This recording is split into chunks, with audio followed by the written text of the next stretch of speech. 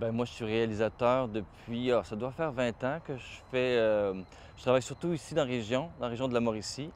J'ai touché pas mal à tout, je dirais, dans la télé. Je me suis promené dans tous les coins de la région pour faire toutes sortes de choses, dont le projet que j'ai fait là, les 2 dernières années qui s'appelle Créatures fantastiques avec Brian Perrault.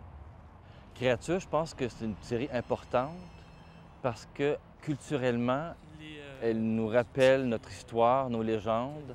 Tu sais, on est habitué de voir au cinéma les créatures de toutes les autres cultures, mais les nôtres, celles du Québec, ça n'avait pas été fait beaucoup, je pense. On les connaît pas tant que ça. Des lutins, pas une petite bonhomme de 2, 3 pieds, là. Chapeau vert, une d'autres noire. Avec un œil de cyclope au milieu du front. Et puis, on va l'affubler de drôles de pieds de grenouille. Et c'est ainsi qu'on aura le lutin spécifiquement québécois. On avait déjà une matière première qui était les livres Créatures fantastiques. Et là, c'était de piger là-dedans puis d'aller chercher l'histoire qu'on était capable de raconter finalement.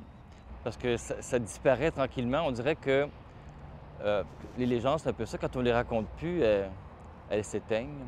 Alors nous autres, on essaie de les rallumer. L'affaire du lutin, c'est que le type, le matin, il arrivait dans l'étable et puis la queue de son cheval était tressée. Fait qu'il passait ça sur le dos des lutins. Puis ça a passé pour une grande vérité. T'sais, on a choisi vraiment de ne pas faire de reconstitution, de pas... On voulait laisser de la place à l'imagination, comme c'était une série sur l'imaginaire.